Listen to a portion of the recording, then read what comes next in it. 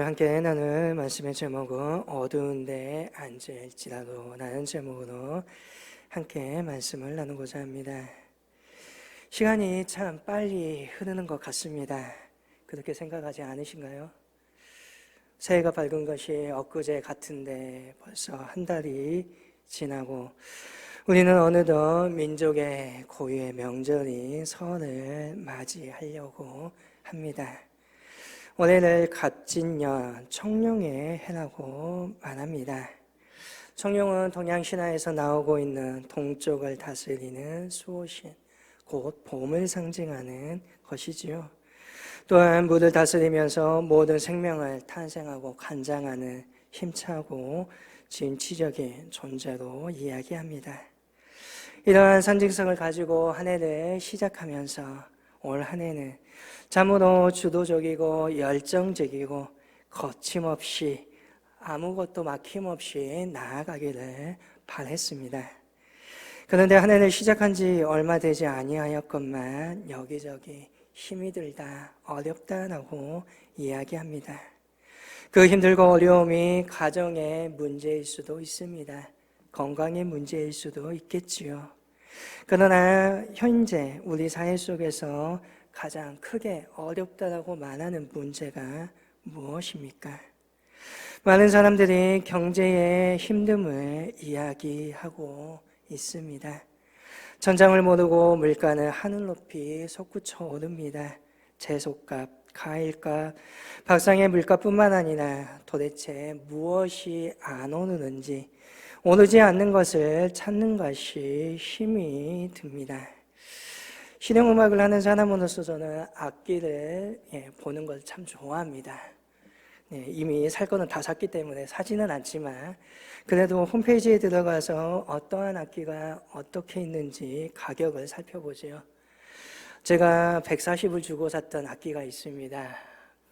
두세 달 전에 분명히 제가 그 악기가 170만 원에 찍혀 있어서 와, 물가 대단하다고 했거든요. 이틀 전에 들어가서 봤더니 190만 원을 찍고 있습니다.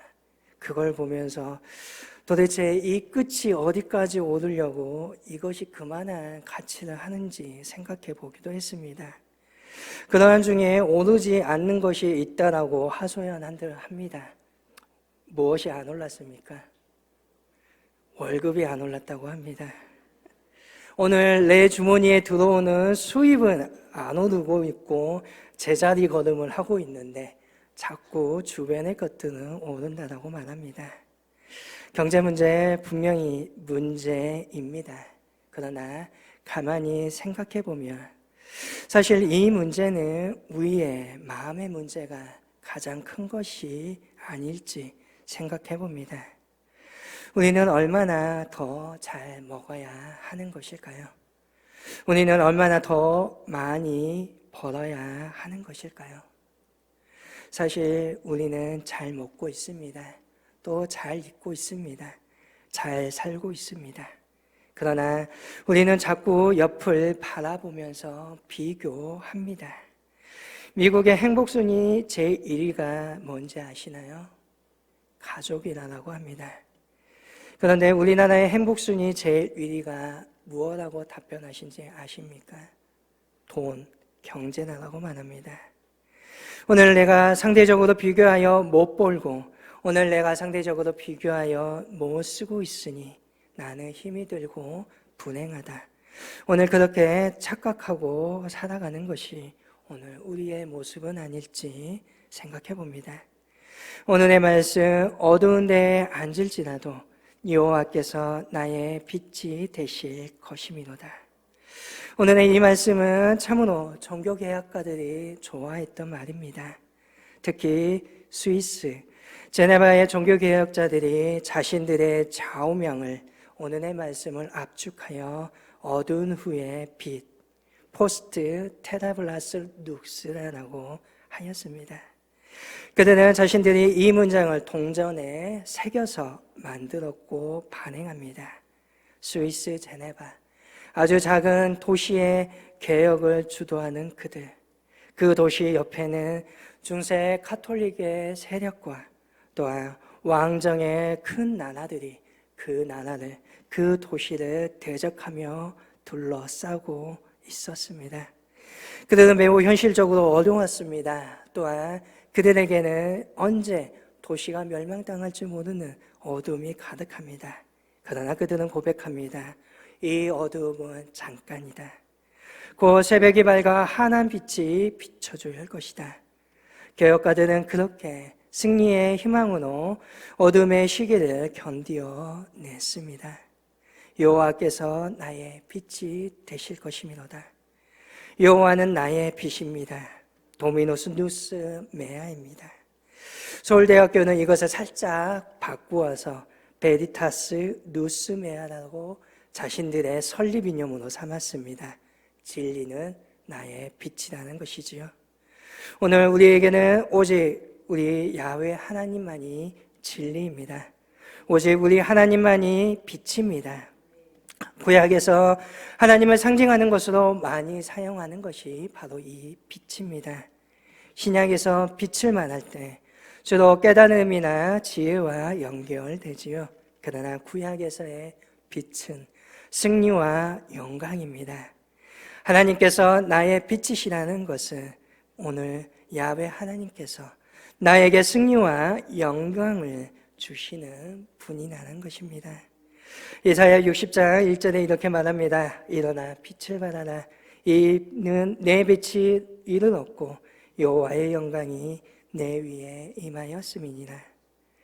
이 말씀은 절망에서 승리로, 비참함에서 영광으로, 초라함에서 번성함으로 나아가는 것을 의미합니다. 하나님이 너를 도와주신다. 하나님이 우리를 영광스럽게 하신다는 것입니다. 이것을 빛으로 말하고 있는 것이지요. 오늘 우리에게 우리의 일상에 하나님의 빛이 임하여 모든 어려움을 떨쳐버리시고 일어나시기를 바랍니다. 우리가 알고 보고 들음을 통하여 오늘 무엇이 참된 행복인지를 깨닫기를 바랍니다. 주님의 말씀 안에서 모든 계획들이 성취되어 번성하며 영광스럽게 되시기를 바랍니다. 사망과 어둠의 세력에 맞서 승리할 수 있기를 바랍니다. 오늘의 말씀을 전하는 미가 남왕국 유다의 예언자입니다. 그가 예언했던 시기는 참으로 힘들었던 시기입니다. 아시리아라는 강대국이 북이스라엘을 멸망시켰습니다. 그리고 유다를 침략해 와서 유다의 영토도 급격하게 줄어든 어둠의 시기입니다.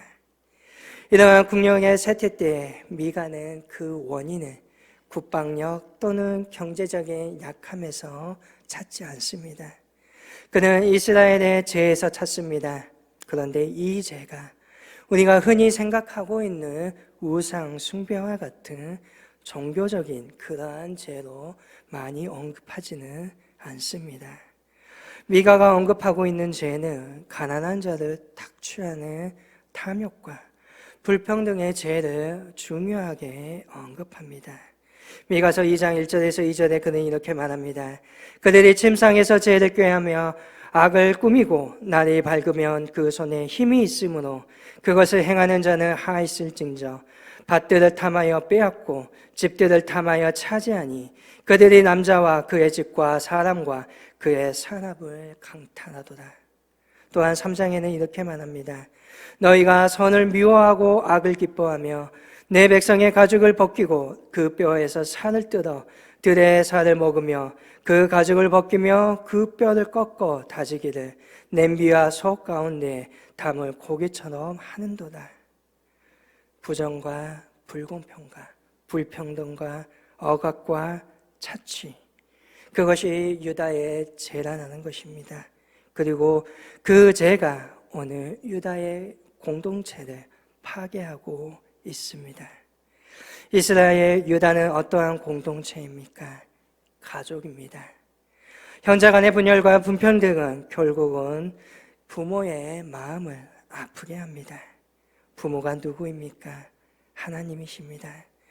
하나님께서 바라보는 이스라엘 공동체는 그 자신의 마음을 아프게 합니다. 그 땅적인 불평등과 분열과 억압과 차치로 말미암아 가족된 공동체가 무너져 내리고 에너지를 소진하고 있습니다. 아마 외부의 적은 어떻게 싸울 수 있겠지만 내부의 분열로 말미암아 나라가 망하게 됩니다. 미가는 그러한 현실을 날카롭게 보고 있습니다.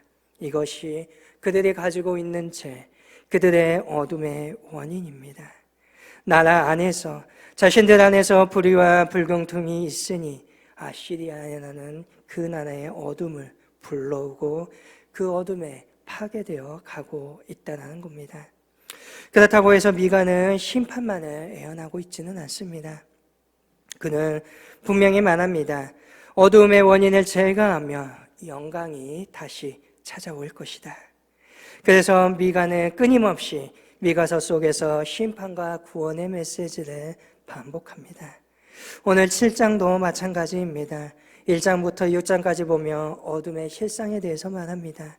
그리고 9장부터 20절까지는 다시금 하나님의 빛이 임할 때 어떠한 일이 일어나는지에 대해 이야기합니다.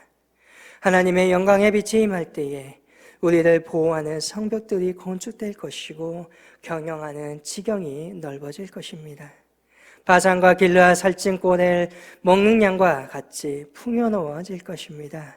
애국과 아시리아의 포로로 끌려갔던 사람들이 되돌아올 것이며 시온이 중궁동의 중심 국가가 되어 많은 민족이 하나님의 산으로 순례올 것이다 라고 이야기합니다.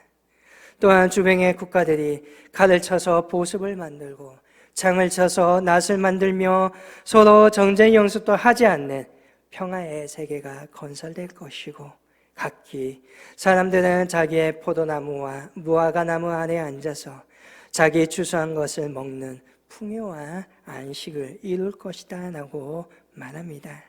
이것이고 어둠 속에 살아가고 있지만 그 어둠을 거쳐난 후에 임하게 된 빛의 모습이라는 것이지요. 오늘 분명한 것은 우리에게 어둠이 가리워져 있다는 것입니다. 그러나 우리가 실망하지 않는 것은 이 어두움은 분명한 것은 회복의 역사로 다시금 바뀌게 된다는 것입니다. 코로나를 생각해 보시기를 바랍니다. 코로나라는 어둠이 분명 우리를 힘들게 하고 어렵게 했습니다. 그러나 이 어두움이 한편으로 우리 민족을 빛나게 하는 계기가 되기도 했습니다.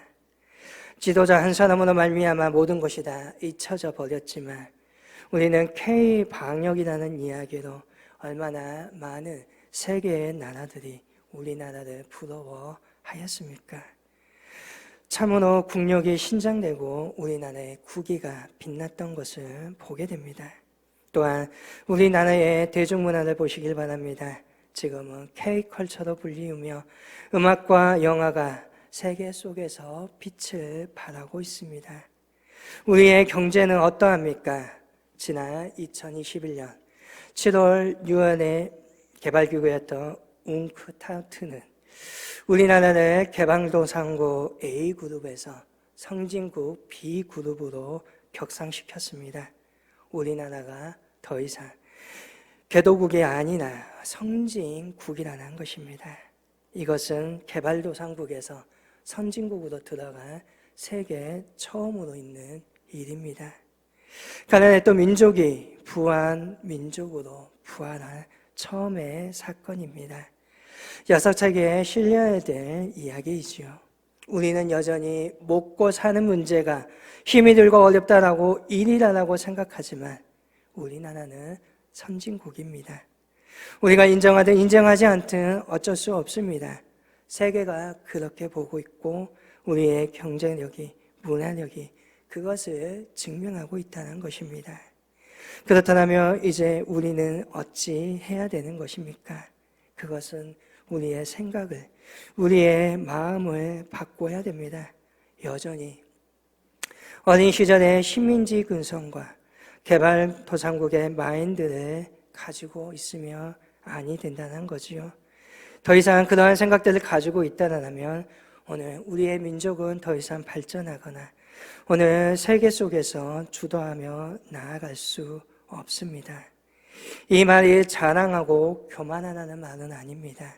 폼내라는 말이 아닙니다. 오늘 이 말은 오늘 우리가 하나님께 감사해야 한다는 것입니다. 하나님께서 오늘 우리에게 그렇게 복을 주셨다는 것입니다. 그렇게 인도하여 주셨다는 것입니다. 마땅히 감사해야 할 일입니다. 그런데 우리가 하나님이 이렇게 복을 주셨는데도 불구하고 그것을 인정하지 않고 여전히 우리가 못 사는 것처럼 생각하고 여전히 힘들다라고 말한다면 그것은 곧 하나님의 은혜를 거부하는, 하나님의 은혜를 망각한 죄일 수도 있습니다. 오늘 우리의 생각과 우리의 마음을 바꿀 때입니다. 이제는 내 자신의 문제만이 아니라 모두의 문제를 가지고 이끌어 나아가야 될 위치입니다. 더 이상 나를 생각하고 나만을 생각하는 이기적인 것이 아니라 모두를 생각하고 모두의 공동체를 경영할 수 있는 사람들이 될 수 있어야 됩니다. 나 하나만 생각하고 살아가는 것이 아니라 이제는 우리 공동체를 생각하며 우리 교회를 생각하며 우리 지역을 생각하며 우리 나라를 생각하며 세계를 생각할 수 있어야 합니다. 단순히 우리 안에서 분열과 불평등을 방치하는 것이 아니라 이것을 꺾고 오늘 힘을 낼 수 있는 공동체로 나아가야 한다는 것입니다. 낡은 사고방식, 대결하고 또한 분열하는 사고방식을 내어버리고 이제는 함께 살며 함께 생각하고 함께 사랑할 수 있는 사람으로 나아가야 한다는 것입니다. 어찌 보면 미가는 그것을 오늘 우리에게 말하고 있는 것일 수도 있습니다. 미가의 원래의 이름의 형태를 보게 되면 미가 야오라라고 되어 있습니다. 이름의 뜻을 보게 되면 누가 야훼와 같은가입니다. 18절에 주와 같은 신이 어디 있으리까? 바로 그 질문, 그 의미입니다. 미가는 사실 하나님에게 모든 희망을 걸고 있습니다. 인간에게는 기댈 것이 없기에 하는 수 없이 하나님을 붙잡고 있는 것이 결코 아닙니다. 미가는 하나님의 역사의 주관자이심을 분명히 알고 있습니다. 그리고 그분이 마음을 돌이키시며 가능하기에 모든 소망을 하나님께 두고 있는 것입니다. 7절에 말합니다. 오직 나는 여호와를 우러러보며 나를 구원하실 하나님을 바라보나니 나의 하나님이 나에게 귀를 기울이시리로다.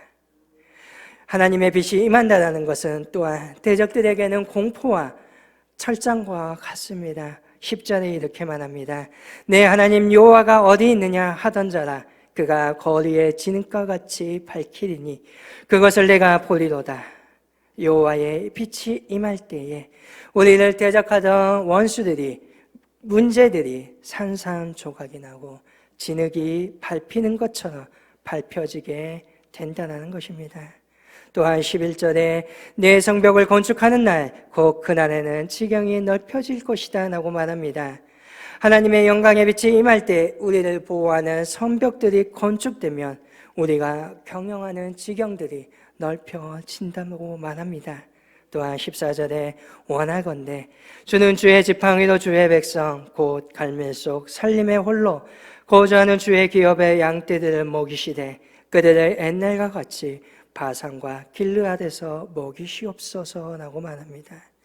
바산과 길르앗은 푸는 풀밭이 있는 곳입니다. 살찐 꼴을 먹는 양은 배부르고 기름집니다. 다시 말하면 풍요롭고 강건하다라는 것입니다. 생명의 풍성함이 있다라는 것입니다. 오늘 이 은혜가 우리에게 임하기를 바랍니다. 오늘 말씀 속에서 가장 많이 등장하고 있는 것이 무엇입니까? 또 이야기하고 있는 것이 무엇입니까? 바로 나입니다. 나의 대적입니다. 나의 실패 때문에 기뻐하지 않고 내가 엎드러졌고 내가 오늘 어둠 가운데 있고 나는 다시 일어날 것이고 하나님의 빛은 나의 빛이며 오늘 모두한 것들이 나로 이야기됩니다. 미가는 공동체의 문제를 이야기하면서도 민족의 운명과 또 내 자신을 완전히 일치시키고 있습니다. 그것이 무엇입니까? 방랑자가 아닙니다. 남의 일을 처리하는 듯한 제3자가 아니라는 것입니다. 민족의 문제, 이웃의 문제가 곧 나의 문제이고 공동체라는 한 몸의 이름으로서 서로 아픔을 공유하고 있습니다. 그런데 그 공유하는 그 공동체의 주인이 누구십니까? 하나님이시라는 것입니다. 그런 점에서 보게 되면 곧 나는 야훼 하나님이기도 합니다. 하나님께서는 이스라엘을, 하나님께서는 그 믿음의 성도들을, 모든 사람들을, 온 우주와 만문을 제3자 타인으로 보지 않는다는 것입니다. 오늘 하나님 안에서 한 몸을 이루고 있습니다. 그렇기에 하나님께서는 곧 오늘 나의 실패를 자신의 실패로 여기십니다. 오늘 내가 기뻐하는 것을 곧 자신의 하나님의 기쁨으로 여기십니다. 오늘 하나님의 빛은 곧 나의 빛이 되고 나의 어두움은 오늘 하나님께서 자신의 문제로 주님의 어두움으로 여기신다는 것입니다.